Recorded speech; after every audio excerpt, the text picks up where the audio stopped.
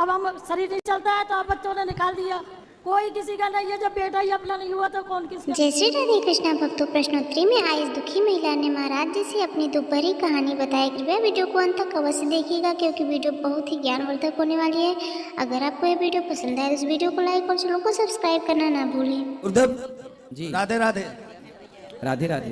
प्रणाम सर। ये सनातन सर बहुत जरूरी है। सबसे पहली बात ये है कि जो अलग अलग पार्टियां हैं सर, लेकिन ये बात हिंदू राष्ट्र हिंदू अपने कहते हैं हिंदू, लेकिन ये बात कि कुछ उसमें पार्टियां ऐसी हैं कि अलग अलग होकर के वो बाहर निकल जाती हैं। तो इसलिए हिंदू राष्ट्र हिंदू एकजुट हो जाएगा तभी हम कहने मतलब दूसरों का सामना करके हम उनको प्रश्न कर देंगे। हिंदुओं को संगठित होने की बहुत जरूरत है।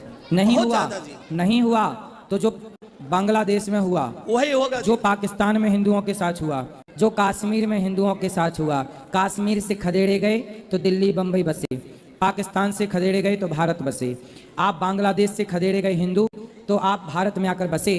जिस दिन भारत से खदेड़े जाओगे तो कहाँ बसोगे? कहीं नहीं पूछेगा कोई सर। ये सवाल खड़ा है। अब इसलिए हिंदुओं को क्या करना चाहिए?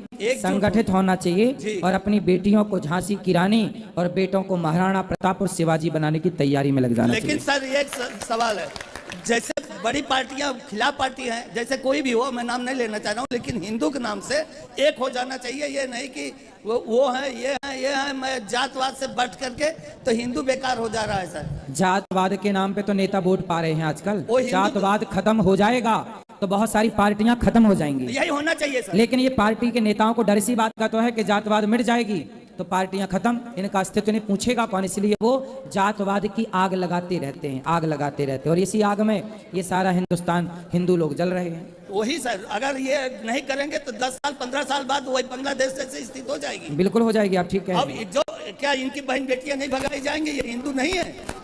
अगर वो खड़े हो जाएंगे तो क्या ये हिंदू नहीं है? जो नहीं, जो हिंदुओं का पक्ष ना ले वो प्योर हिंदू नहीं हो सकता। जो पार्टियों में हिंदू का विरोध करते हैं कुछ हिंदू, उनकी रगों में ना शुद्ध हिंदुओं का खून दौड़ ही नहीं रहा है। शुद्ध खून होता ना तो हिंदुओं से विरोध ना होता। हिंदुओं का विरोध, हिंदुओं से हिंदू विरोध कर रहा है, इसका मतलब उनकी रगों में शुद्ध भारतीय खून नहीं दौड़ रहा है, मिक्स हो गया है। पार्टियों में रह करके कहीं ना कहीं मिक्स हो ही जाता होगा। कोई कह रहा है 70 वापस कर देंगे हमें। अरे तुम सारे हिंदू तो बन, हिंदू का राष्ट्र हिंदू घोषित करो। हिंदू तो करने में एक हो। सही है। हाँ? सबसे फला पार्टी के साथ करो मैं ये हूँ, मैं वो हूँ, मैं हूँ। हिंदू भूल जा रहे हो कि मैं हिंदू हूँ कि क्या हूँ। कोई जातवाद ना हो, केवल हम सनातनी हैं, ये बात बने बस। हम सनातनी, हम राधे राधे राधे राधे। गुरुजी महाराज राधे राधे जी। मैं गुरुजी महाराज हावड़ा से आई हूँ। पति हमारे खत्म हो चुके हैं। हाँ। एक बेटा बहू है, 2 नाती है। उनने हमें घर से निकाल दिया है। किसने? बेटा बहू ने। क्यों निकाल दिया? निकाल दिया साहब कि तुम जाओ कहीं। तो किस बात पर निकाला, क्या बात हुई थी? ये बात हुई जब हम कमाते थे, काम करते थे तो बच्चों ने रखा। अब हम शरीर नहीं चलता है तो अब बच्चों ने निकाल दिया। आपको निकाल दिया? हाँ। कितने बेटे हैं आपके? एक लड़का है और एक है, और एक ही ने निकाल दिया? एक नहीं निकाल दिया। अच्छा, पति? पति खत्म हो गए। पति तो बेटियां आपकी? बेटी नहीं है। बेटी नहीं। तो आपके रिश्तेदार परिवार में गए नहीं आप? कोई किसी का नहीं है, जब बेटा ही अपना नहीं हुआ तो कौन किसका है। बताओ मेरे लायक क्या सेवा है? मैं आपके आश्रम में रहने आई हूँ। अच्छा, बिल्कुल आपको रखेंगे, निश्चिंत रहिए। आपके सत्संग सुना था आपके यहाँ की आपकी 280 माँ रह रहे हैं यहाँ, इसलिए मैं आपके यहाँ आई हूँ। ठीक है मैया, ठीक है। राधे। मैं मुंबई से आई हूँ आपसे मिलने। बहुत 4 साल की तपस्या के बाद आपसे मिली हूँ और आज आपको गुरु दीक्षा मिला, इसके लिए बहुत बहुत धन्यवाद। और आपकी कथा से मतलब मेरी पूरी जिंदगी ही समझ लीजिए बदल गई। जो आप कहते हैं वो मैं करती हूँ। मतलब जो कथा है, एकादशी व्रत सब करती हूँ। और महाराज जी मेरा सवाल था कि ये चतुर्मास मतलब राम जी जब बन गए थे तो चतुर्मास मतलब बताते हैं, लिखा है कि चतुर्मास बिताने चले गए, तो चतुर्मास का मतलब क्या है? चतुर्मास जो है ये आषाढ़ से शुरू हो जाता है और 4 महीने बारिश के पूरे चतुर्मास एक जगह। पहले के जमाने में ना ओवर ब्रिज पुल इत्यादि नदियों में नहीं थे, तो जो जहाँ था 4 महीने बारिश में जो जहाँ था वहीं रुक जाता था। तो साधु संत जिस गांव में रुकते थे वो 4 महीने के लिए, 4 महीने सत्संग पूजन खूब होता था, वो चातुर्मास कहलाता था कि एक जगह पर चातुर्मास व्यतीत करेंगे। लोग पहले से डिसाइड कर लेते थे कि हमें अब इस बार की बारिश का चातुर्मास कहाँ गुजारना, वो चतुर्मास कहलाता है। दूसरा सवाल है महाराज जी, त्रिकाल संध्या मतलब क्या है? तीनों काल, सुबह दोपहर शाम, तीनों समय भगवान का स्मरण करना, तीनों समय गायत्री जप करना, भगवत चिंतन गुरुमंत्र का जाप करना और 3 समय सूर्य अर्घ देना त्रिकाल संध्या। ठीक है, धन्यवाद गुरुजी, राधे राधे। महाराज जी जैसे हम एकादशी के दिन भगवान श्रीमन नारायण की कथा कर सुनते हैं, कराते हैं ब्राह्मण द्वारा, उस दिन जो हम पंजीरी और रोट प्रसाद में होता है, तो क्या उसको ग्रहण कर सकते हैं? एकादशी के दिन ना करो, प्रसाद रख दो, कल मतलब द्वादशी को खा लेना। हमने अगली बार जिसे फल, जैसे भगवान जी को फल का भी तो भोग लगाते हैं, केला है, सेब है, वो फल प्रसाद ले लो। गुरुजी से कराए तो गुरुजी बोले कोई दिक्कत नहीं है, भगवान का प्रसाद है, इसको ग्रहण कर सकते हो। प्रसाद ग्रहण करने में दोष नहीं है, ठीक बात है कि प्रसाद में तो जगन्नाथपुरी में तो एकादशी के दिन प्रसाद में चावल मिलता है, तो चावल भी लोग खाते हैं, फिर भी एकादशी मानी जाती है। परंतु आप मिश्री का भोग लगा के वो ले लें और प्रसाद के रूप में भावना है तो खाने में आपत्ति नहीं है, फिर भी आप उस प्रसाद को रख दें, कल खा लें। जैसे अभी जो एकादशी आने वाली है, उस दिन हमारे कुल देवी की पूजा है, कुल देवी कुल देवताओं की, उस दिन तो दिन भर उपवास ही रहता ही है, तो वो प्रसाद हम ग्रहण कर सकते हैं या नहीं? जैसे उसमें तो पूरा अन्न ही रहेगा। तो कुल देवियों की पूजा जो एकादशी को आती है, तो कुल देवियों की पूजा में हमारे साल में एक बार आती है, अघान के मास में। हमारे यहाँ जो कुल देवी देवताओं की पूजा होती है ना, उसमें देसी घी की पूड़ियाँ बनती हैं, है ना, नारियल और गुड़ इत्यादि, वही वाला ना। हाँ, तो वो प्रसाद तो उसी दिन पाना होता है, कोशिश ये हो कि वो प्रसाद उसी दिन पाया जाए। पर एकादशी के दिन पूजा, बाकी हमारे यहाँ तो कभी अष्टमी को हो जाती है, कभी द्वादशी को होती है, कभी उसी दिन पड़ रहा ना। अच्छा, दिन वही पड़ रहा, तो ठीक है, फिर कुल देवी का स्मरण करके खा लो, वो कोई दिक्कत नहीं, वो साल में एक बार का है तो कर लो। अब गुरु जी ये जो आप मंत्र देते हैं, तीसरा मंत्र जो है उसका अर्थ बता दीजिए। चरम मंत्र है वो, सर्वधर्मान परित्यज्य। इसका अर्थ है, भगवान श्री कृष्ण कह रहे हैं अर्जुन से, सर्वधर्मान परित्यज्य, तू सारे धर्म कर्म छोड़ और माम एकम शरणम व्रज, तू मेरी शरण में आ। यदि मेरी शरण में आएगा तो अहम त्वा सर्व पापेभ्यो, मैं तेरे सारे पापों का नाश करके मोक्षयिष्यामि मा शुचः, तुझे मोक्ष का अधिकारी बना दूंगा। ये शरणागति मंत्र है।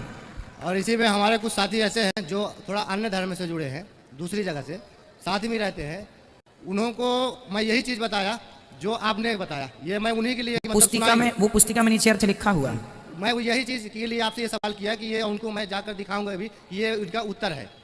तो वो कहते हैं कि ब्रज, जो ब्रज है, वो ब्रज का मतलब आना नहीं, वो ब्रज का मतलब जाना है। भगवान कहते हैं श्री कृष्ण अर्जुन से कि तुम वो भक्त अपने भगवान के उसमें जाओ, मैं मोक्ष नहीं दिला सकता। माँ मेकम एकम शरणम ब्रज, एक मेरी शरण में आ, ये कहा भगवान। और उनका कहना है कि एक परमात्मा की शरण में तुम जाओ। तो एक परमात्मा मीन्स श्री कृष्ण, ऐसा कहते हैं, मेरे पास मत आओ, मैं मोक्ष नहीं दिलाऊंगा।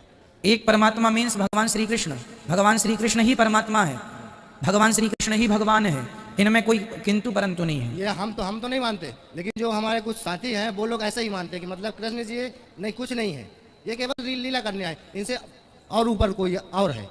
चलो साधन उन्हीं को मानते हैं। इसलिए देखो, भगवान को लेकर बहुत सारी भ्रांतियां लोगों के अंदर रहती हैं, इसलिए रहती हैं कि वो सत्संग नहीं करते, इसलिए रहते हैं कि गुरु परंपरा से अर्थ नहीं। देखो, एक ही अर्थ है, एक ही चौपाई, एक ही श्लोक के 10 प्रकार के अर्थ आप कर सकते हैं, लेकिन जो यथार्थ अर्थ है वो यथार्थ ही रहेगा, ठीक है।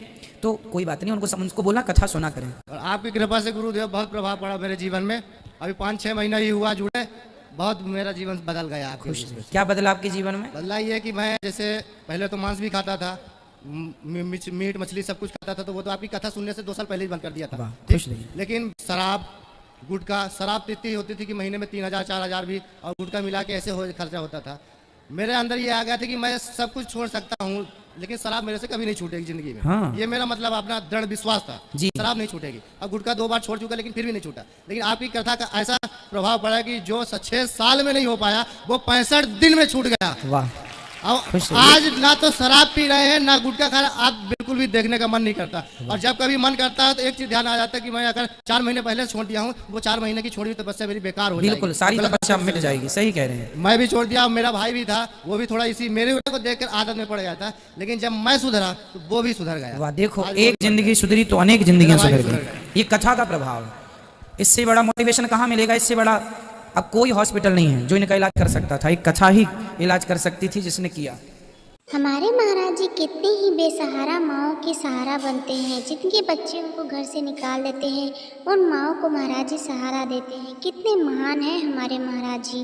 भक्तों, आज की प्रश्नोत्तरी आपको कैसी लगी कमेंट में ज़रूर बताएं। वीडियो पसंद आई हो तो लाइक करें, चैनल पर पहली बार आए हो तो सब्सक्राइब जरूर कर लें, क्योंकि इसी तरह की ज्ञानवर्धक महाराज जी की वीडियो आपको इस चैनल पर हमेशा मिलती रहेंगी। आज की वीडियो में भक्तों बस इतना ही, मिलेंगे अगली वीडियो में, तब तक के लिए राधे राधे।